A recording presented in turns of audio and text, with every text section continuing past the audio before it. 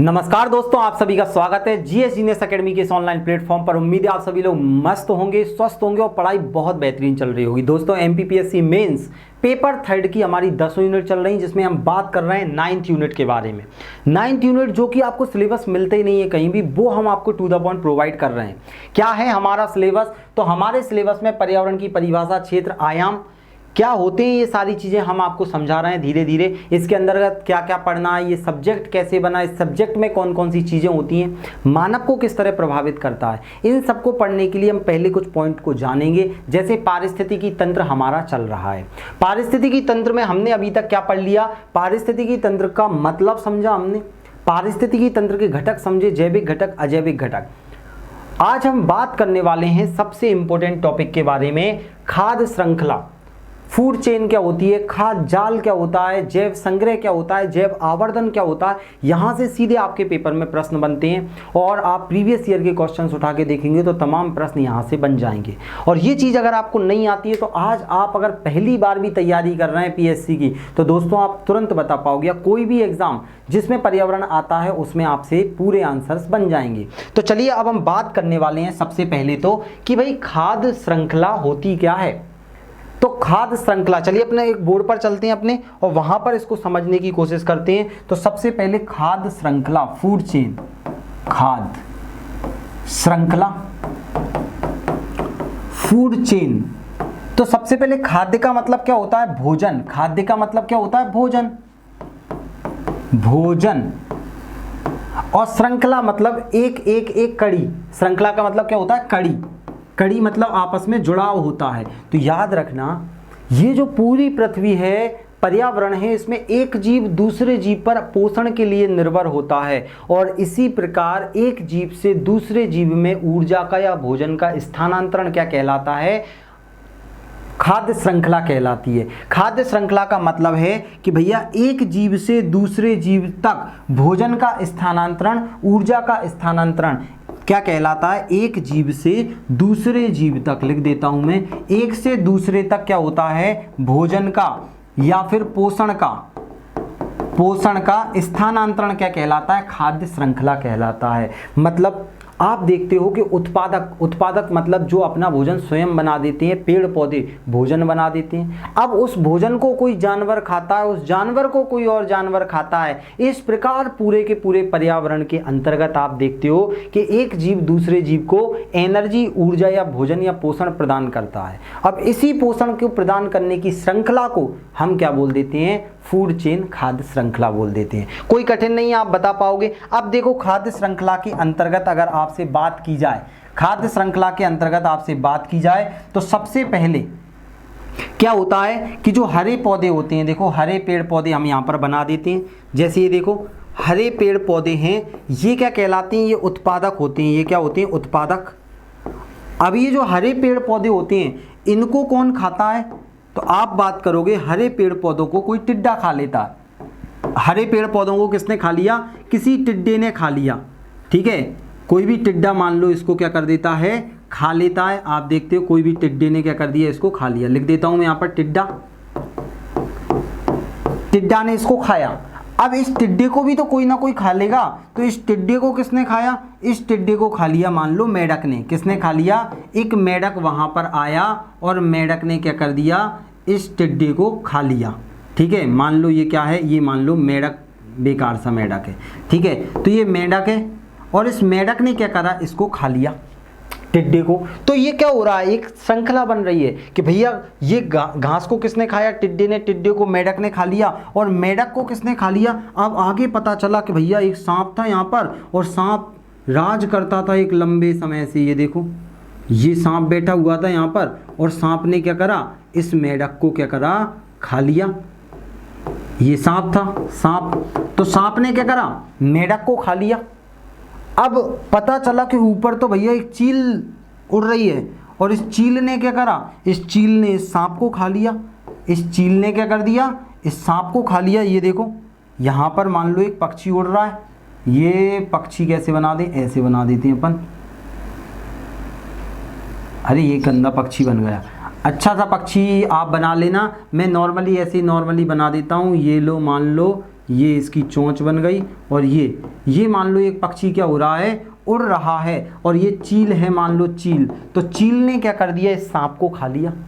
तो इस प्रकार क्या हो रहा है, जब पारिस्थितिकी तंत्र में, पर्यावरण में एक जीव दूसरे जीव को भोजन का, पोषण का स्थानांतरण करता है, ऊर्जा का स्थानांतरण करता है, और ये स्थानांतरण एक दूसरे से दूसरे जीवों तक चीज़ों को पहुंचाना, वही कहलाता है खाद्य श्रृंखला। खाद्य श्रृंखला में एक जीव दूसरे जीव को क्या करता है, पोषण प्रदान करता है। बिल्कुल ईजी था, कोई कठिन नहीं था इसमें। और जो चील रहती है ना, जब ये मर जाएगी, अब ये चील क्या है, मर जाएगी, मर गई मान लो चील, तो अब इस चील को कौन खाएगा, तो यहाँ पर ये देखो आप इस प्रकार से आप देखते हो मशरूम वगैरह, ये कवक, कुछ जीवाणु रहते हैं, जीवाणु, तो ये क्या करेंगे, अब गठनकर्ता, मैंने इससे पहले वाले लेक्चर में आपको पढ़ाया है, वो इसको नष्ट करके बिल्कुल समाप्त कर देंगे। इस प्रकार से पूरी की पूरी पृथ्वी में एक सिस्टोमेटिक काम चलता है, इसको हम खाद्य श्रृंखला बोलते हैं। चलिए पढ़ते हैं पेपर में क्या लिखना है।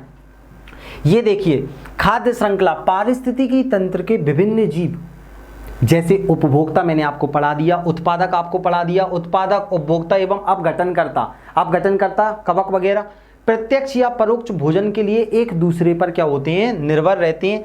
इस प्रकार पारिस्थितिकी तंत्र में भोज्य पदार्थों के स्थानांतरण के लिए उत्पादकों से उपभोक्ताओं की ओर एक श्रृंखला बनती है, जिसे खाद्य श्रृंखला, फूड चेन कहते हैं। उत्पादकों से उपभोक्ताओं की ओर एक श्रृंखला बनती है भोजन की, ऐसी श्रृंखला खाद्य श्रृंखला या फूड चेन कहलाती है। अब आप इजीली और आराम से इसको बता पाओगे, कोई कठिन नहीं था। अब हम आगे बढ़ते हैं, खाद्य श्रृंखला के बारे में और देखते हैं। तो ऐसी श्रृंखला जिसमें जीव एक दूसरे से पोषण के लिए जुड़े होते हैं, खाद्य श्रृंखला। 5 नंबर में हंसते हंसते लिख दोगे, अब बच्चा समझा देगा। अब देखो, घास को खाया बकरी ने, बकरी को खाया बाघ ने। इस प्रकार से उपभोक्ता से, प्राथमिक उपभोक्ता से द्वितीयक, तृतीयक, चतुर्थ उपभोक्ता तक क्या हो रहा है, ट्रांसफर हो रहा है। तो पारिस्थितिकी तंत्र में उत्पादक से उपभोक्ता तक खाद्य पदार्थों का ऊर्जा के स्थानांतरण के क्रमबद्ध प्रभाव को खाद्य श्रृंखला कहा जाता है। वही चीज घुमा फिरा कर बोल रहे हैं, सीधी बात है। अब दिक्कत ये है खाद्य श्रृंखला में कि मान लो बीच में मेढक मर गया तो चील क्या खाएगी, या टिड्डा मर गया तो मेढक क्या खाएगा। तो खाद्य श्रृंखला एक दूसरे को प्रत्यक्ष रूप से जोड़ रहे हैं कि भाई एक जीव दूसरे जीव पर निर्भर है, लेकिन प्रकृति में ऐसा थोड़ी संभव है। टिड्डे को तो कोई भी खा सकता है, डायरेक्ट चिड़िया आकर खा सकती है। तो खाद्य श्रृंखला कहीं ना कहीं विफल हो जाती है, तब निकल के आता है खाद्य जाल। और खाद्य जाल अपने आप में एक प्रत्यक्ष रूप से ना बोलकर परोक्ष रूप से एक विचारधारा है कि भाई ये क्या होता है, जब एक जीव को दूसरा भोजन नहीं मिलेगा तो वो दूसरे तीसरे पर निर्भर हो जाएगा। तो यहाँ पर क्या होता है, को एक खाद्य श्रृंखला ना होकर कई सारी खाद्य श्रृंखलाएं जब एक साथ मिलती हैं तो उसे खाद्य जाल कहा जाता है। अब देखो, अब यहाँ पर हम समझते हैं खाद्य जाल के बारे में। श्रृंखला मतलब प्रत्यक्ष रूप से है। अब हम क्या कर रहे हैं, खाद्य जाल की बात कर रहे हैं, मतलब अब हम फूड वेब की बात कर रहे हैं कि खाद्य जाल क्या होता है। खाद्य जाल, जाल तो आप सभी लोग जानते हो, एक वेब टाइप का होता है जो इधर उधर से क्या होता है, बुना हुआ रहता है, जाल। ठीक है। तो यहाँ मान लो मैंने क्या कर दिया, हरे पेड़ पौधे बना दिए। ये देखो हरे पेड़ पौधे यहाँ पर लगे हुए हैं, हरा पेड़ पौधा है। अब इस हरे पेड़ पौधे को ये लो यहाँ रख देते हैं। अब इस हरे पेड़ पौधे को कौन खाएगा, तो आपने देखा कि यहाँ पर क्या खड़ा हुआ है, यहाँ पर एक जानवर है, यहाँ पर मान लो मैं हिरण लिख देता हूँ, हिरण। तो यहाँ पर हिरण है, तो हिरण भी क्या करेगा, इसको खाएगा। यहाँ टिड्डा है, टिड्डा, तो टिड्डा भी क्या करेगा, टिड्डा भी घास खाएगा। या फिर यहाँ पर मैं और एक आध जानवर का नाम और लिख देता हूँ, मैं लिख देता हूँ गाय, तो गाय भी क्या खाएगी। या बकरी लिख देते हैं, चलो बकरी, बकरी भी क्या करेगी, घास खाएगी। ये देखो, तो यहाँ पर क्या हुआ, टिड्डे ने घास खाया, हिरण ने घास खाया, बकरी ने घास खाया। तो ये तीन एक पर निर्भर है। अब यहाँ पर आप देखोगे, मान लो यहाँ पर क्या है, एक सांप है। क्या है यहाँ पर, सांप है। तो ये लो सांप, सांप ने किसको खाया, तो सांप क्या कर सकता है, सांप ने खा लिया इस टिड्डे को। क्लियर हो रहा है। और यहाँ पर एक चील है, यहाँ पर क्या आ जाएगा, एक चील है। ये लो यहाँ पर हम क्या ले लेते हैं, एक चील ले लेते हैं या गिद्ध ले लेते हैं। गिद्ध ने क्या कर दिया, सांप को खा लिया, या गिद्ध ने टिड्डे को डायरेक्ट खा लिया। अब यहाँ पर मान लो एक और जीव हम रख देते हैं, यहाँ पर मान लो क्या आ जाएगा, शेर आ जाएगा। तो शेर क्या करेगा, शेर बकरी भी खा लेगा, शेर हिरण को भी खा लेगा। यहाँ पर अब हम एक और जीव रख देते हैं, मान लो हमने यहाँ रख दिया मानव। तो मानव क्या करेगा, मानव शेर को भी खा सकता है, मानव बकरी को भी खा सकता है, मानव डायरेक्ट इसको भी खा सकता है। तो इस प्रकार से क्या हो रहा है, एक जाल बन रहा है। जब कई सारी खाद्य श्रृंखलाएं आपस में मिल जाती हैं तो वो मिलकर खाद्य जाल बनाती हैं। यह एक व्यवहारिक संकल्पना है कि भाई एक जीव को अगर यहाँ से कुछ नहीं मिलेगा तो वो दूसरी चीज़ खा लेगा, ऐसा नहीं कि वो मर जाएगा। तो चलिए अब हम पढ़ते हैं खाद्य जाल के बारे में। बिल्कुल ईजी था, कोई कठिन नहीं था। चलिए, तो खाद्य जाल क्या है, खाद्य श्रृंखलाओं का समूह। खाद्य श्रृंखला मतलब डायरेक्ट एक दूसरे पर निर्भर है। खाद्य श्रृंखलाओं का समूह खाद्य जाल कहलाता है। तथा एक ये व्यवहारिक विचारधारा है। व्यवहारिक है कि ऐसा होगा जिसमें एक जीव दूसरे जीव से पोषण के लिए जुड़े होते हैं। एक जीव दूसरे जीव से क्या होते हैं, पोषण के लिए जुड़े होते हैं। खाद्य श्रृंखला के अनुसार प्रत्येक पोषण स्तर, आप ध्यान सुनना, खाद्य श्रृंखला की बात कर रहा हूं मैं पहले थोड़ा सा।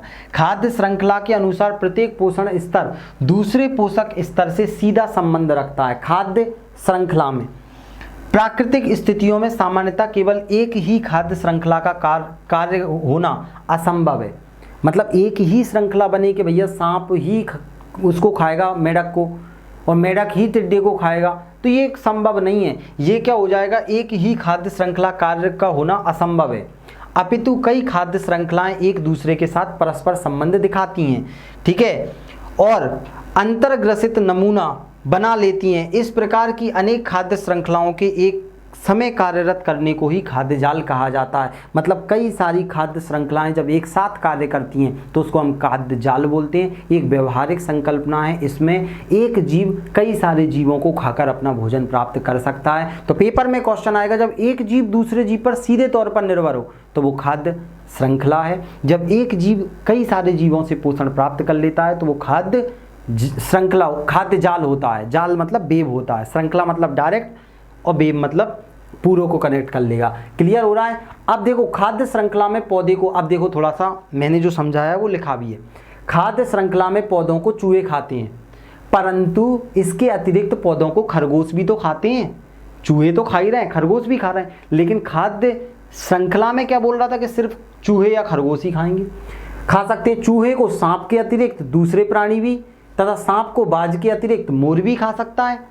इस प्रकार एक समुदाय से अनेक प्रकार की खाद्य श्रृंखलाएं जुड़ी होती हैं और एक क्रियात्मक खाद्य जाल का निर्माण करती हैं। तो आप इस प्रकार समझ गए होंगे कि देखो एक चीज को इतने सारे जीवों ने खाया, इनको इन्होंने खाया। एक मान लो चूहा है तो चूहे को आप क्या कर सकते हो, बहुत सारे पक्षी भी खा सकते हैं, बहुत सारे जानवर भी खा सकते हैं। भेड़िया खा सकता है खरगोश को, या खरगोश को तो हिरण शेर भी खा सकता है, हिरण को शेर खा सकता है, गाय को या फिर दूसरे जानवरों को, बकरी वगैरह को इंसान खा सकता है। तो बहुत सारे जानवर ऐसे होते हैं जो एक दूसरे से पोषण प्राप्त करते हैं और इन सभी को एक साथ खाद्य जाल, फूड वेब के रूप में रखा जाता है। उम्मीद है अब आपको ये क्लियर हो गया होगा खाद्य जाल क्या होता है, खाद्य श्रृंखला क्या होती है। अब हम आगे बढ़ने वाले। अब देखो खाद्य जाल को एक बार और देख लो। खाद्य श्रृंखला की तुलना में खाद्य जाल अस्तित्व में होता है। श्रृंखला में तो एक ही बता रहे हैं, लेकिन भैया वास्तव में क्या होता है, श्रृंखला की तुलना में जाल अस्तित्व में है। खाद्य जाल की सघनता जितनी ज़्यादा होगी पारिस्थितिकी तंत्र का उतना स्थायी माना जाएगा। मतलब जितने ज़्यादा जीव होंगे जो एक दूसरे पर निर्भर करेंगे, पारिस्थितिकी तंत्र उतना ही मजबूत होगा। अगर हमको गेहूँ नहीं मिला तो हम बाजरे की रोटी खा लेंगे, अगर हमको दाल नहीं मिली तो हम तो मसूर की नहीं मिली तो तुअर की खा लेंगे, तुअर की नहीं मिली तो उड़द की खा लेंगे। मतलब हमारे पास कई सारे ऑप्शन होंगे तो हम लंबे समय तक जीवित रह सकते हैं। जब हमें कुछ मिलेगा ही नहीं खाने तो हम जिंदा ही नहीं रह पाएंगे। तो इसीलिए जितनी ज़्यादा विविधता होगी उतना पारिस्थितिकी तंत्र स्थायी होगा और लंबे समय तक चलेगा। क्योंकि जितने ज़्यादा विकल्प एक दूसरे पर निर्भर होंगे उतनी ही ज़्यादा संभावना है कि वो पारिस्थितिकी तंत्र लंबे समय तक बना रहे। यही मैंने आपको बताया। तो अब आप समझ गए इजीली। अब हम बात करने वाले हैं जैव संग्रह की। जैव संग्रह, बायो स्टोरेज का मतलब क्या होता है, जैव संग्रह। तो देखो क्या होते हैं, ये जो जानवर होते हैं, जानवर क्या करते हैं, दूसरे जीवों को खाते हैं। तो जब कोई जानवर कुछ ऐसा पदार्थ खाता है जिसका विघटन संभव नहीं है। जैसे मान लो कोई, जैसे हम लोग क्या करते हैं, कोई दवा खाते हैं, जैसे आपने क्या किया, कोई भी दवाई खाई तो वो आपके अंदर स्टोर हो जाती है। ऐसे ही जानवर जब कोई अजैव निम्नीकारक पदार्थ खाते हैं, अजैव निम्नीकारक पदार्थ, अजैव निम्नीकारक का मतलब क्या होता है, अजैव निम्नीकारक पदार्थ खाते हैं मतलब इसका विघटन नहीं हो पाता, इसका क्या है, विघटन नहीं हो पाता और ये शरीर में क्या होता है, स्टोर हो जाता है। जब कोई जानवर कोई ऐसी चीज़ खाते हैं जैसे डाइकोफ्लेन आपने सुना होगा, डीडीटी वगैरह जो उर्वरकों के रूप में यूज़ करते हैं, दवाइयों के रूप में दर्द निवारक गोलियां खाते हैं, जानवरों को देते हैं, तो उनके अंदर क्या होता है, वो पचता नहीं है, वो स्टोर हो जाता है। तो जब जानवरों के अंदर अजैव निम्नीकारक इकट्ठा होने लगता है, अपघटित होने वाला पदार्थ इकट्ठा होने लगता है, तो उसको हम जैव संग्रह कहते हैं। और जैव संग्रह के कारण ही क्या होने लगते हैं, ये जीव कुछ समय बाद मृत्यु को प्राप्त हो जाते हैं, इनकी किडनी फेल हो जाती है। जैसे गिद्ध ने अगर कोई जानवर खाया जिस जानवर को दर्द निवारक दवाई दी गई थी, डाइक्लोफिनेम या डीडीटी, अब गिद्ध के अंदर पहुंचेगा तो किडनी फेल हो जाएगी और गिद्ध की मृत्यु हो जाएगी। तो चलिए अब हम देखते हैं क्या है खाद्य, ये पेपर में लिखने आएगा आपको। कुछ रासायनिक पदार्थ किसी एक जीव के शरीर में, कुछ रासायनिक पदार्थ किसी एक जीव के शरीर में जब संग्रहित होने लग जाते हैं और जिसका अपघटन ना हो सके, अर्थात अजैव निम्नीकारक पदार्थ हों, तब इसे जैव संग्रह कहा जाता है। मतलब जब कोई रासायनिक पदार्थ किसी जीव के अंदर इकट्ठे होने लगते हैं और उनका अपघटन ना हो पाए, अजैव निम्नीकारक होते हैं, तो उसी को हम जैव संग्रह कहते हैं। क्लियर? अब सुनना, अजैव निम्नीकारक ऐसे पदार्थ होते हैं जो आसानी से विघटित नहीं होते हैं। उदाहरण, दर्द निवारक दवा डाइक्लोफेन, जब हम खाते हैं तो वह हमारे शरीर में संग्रहित हो जाता है, या जानवर खाते हैं तो जानवरों के शरीर में संग्रहित हो जाता है। अब ऐसे जानवरों को ये गिद्ध खा लेती है ना, तो गिद्ध की किडनी तुरंत फेल हो जाती है। इसीलिए गिद्धों को बचाने के लिए सेव प्रोग्राम चलाया जा रहा है, सेव वल्चर। तो जो आपकी गिद्ध वगैरह हैं उन सबको संरक्षण देना बहुत ज़रूरी है, क्योंकि ये सफाई करता है। अगर ये ख़त्म हो गई तो जंगल में इतना गंदगी इकट्ठी हो जाएगी, जानवर मरते रहते हैं, तो वो बहुत लंबा समय लगेगा उनको साफ़ होने में, जिससे बदबू फैलेगी, दूसरे जीव जंतु मर जाएंगे। तो इस प्रकार से एक एक चीज़ बहुत ज़रूरी है। ठीक है, किसी जीव के शरीर में किसी पोषक स्तर पर अगर कोई रासायनिक पदार्थ का जमाव होना शुरू हो जाए तो उसे क्या बोलते हैं, इस घटना को जैव संग्रह। अब आप जैव संग्रह समझ गए, कुछ भी नहीं है, रासायनिक पदार्थों का किसी जीव के अंदर इकट्ठा होना, और ऐसे रासायनिक पदार्थ जो कि अपघटित ना हो सके, अजैव निम्नीकारक होते हैं, तो इससे बाद में दिक्कत आती है दूसरे जानवरों को, या यही जानवरों के अंदर इकट्ठा होकर ये मर सकते हैं। अब मान लो इकट्ठा होता गया तो क्या होगा, तो नया चीज़ आएगी, जैव आवर्धन। जैव आवर्धन क्या होता है, जैव संग्रह का बढ़ा हुआ रूप होता है। जब जीवों के अंदर धीरे धीरे जैव संग्रह बड़ी मात्रा में जमने लगता है तो उसे जैव आवर्धन कहते हैं।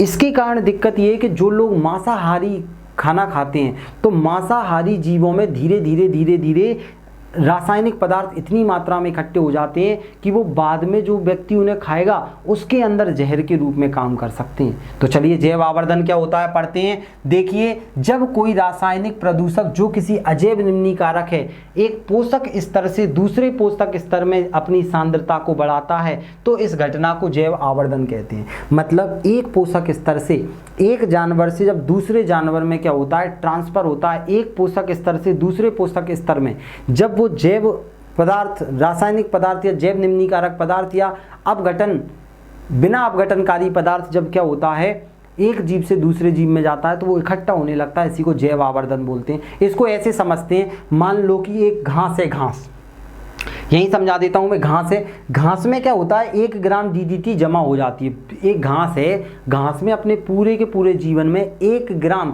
डीडीटी, एक दवा है, मान लो जैव निम्नीकारक पदार्थ है डीडीटी, वो जमा हो गया। अब ये घास में जमा हो गया, अब जो टिड्डा है उसने घास खाया और टिड्डे ने अपने जीवन में 10 घास खाए, तो टिड्डे के अंदर 10 ग्राम डीडीटी जमा हो गई। वो कभी अजैव निम्नीकारक पदार्थ है, कभी विघटित ही नहीं होगा।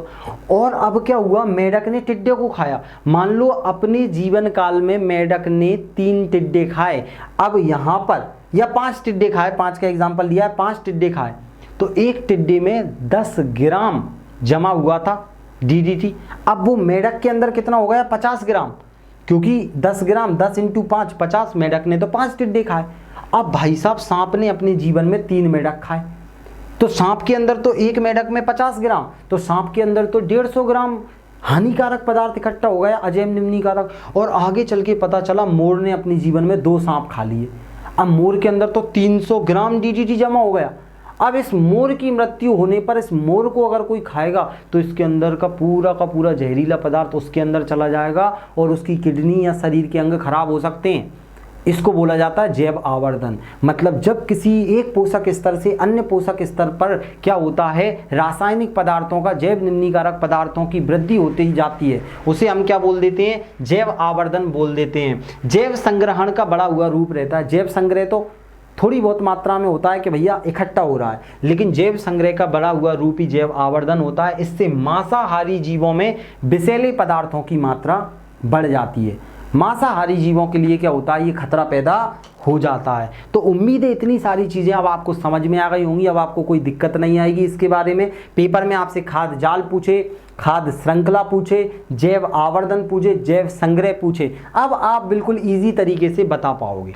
क्लियर हुआ। अब इसके बाद में हम देखेंगे ऊर्जा पिरामिड। क्या देखेंगे इसके बाद में हम, पारिस्थितिकी तंत्र के अंतर्गत हम देखेंगे पारिस्थितिकी पिरामिड के बारे में कि भाई पारिस्थितिकी पिरामिड क्या होते हैं, ये कैसे ऊर्जा का पिरामिड सीधा बनता है, या फिर आप देखोगे जलीय संरचना का पिरामिड अलग बनेगा बायोमास का, या आप देखोगे संख्या के पिरामिड किसी का सीधा बनता है किसी का उल्टा बनता है, और ये पिरामिड होते क्या हैं, क्यों बनाए जाते हैं, इन तमाम प्रश्नों के आंसर मिलेंगे नेक्स्ट लेक्चर में। दोस्तों एमपीपीएससी मेंस पेपर 3 की 10 यूनिट प्रॉपर तरीके से चल रही है, चाहे वो 8वीं हो, 9वीं हो, 7वीं हो, पहली हो, दूसरी हो। अगर आपको सिलेबस चाहिए टू द पॉइंट तो जल्दी से डाउनलोड कर लीजिए जीएस जीनियस अकेडमी का एप्लीकेशन। वहां पर आपको 80% का ऑफ चल रहा है, तो क्यों चूक रहे हो भैया, अभी मौका है। अगर आप गांव में हो, शहर में हो, कहीं पर भी हो, कितनी ही अटेम्प्ट हो गए हो या पहला अटेम्प्ट है, इतने प्यारी तरीके से समझाते हैं कि आपको दिक्कत नहीं आएगी। तो अभी मौके का फ़ायदा उठाओ, 80% ऑफ चल रहा है, तो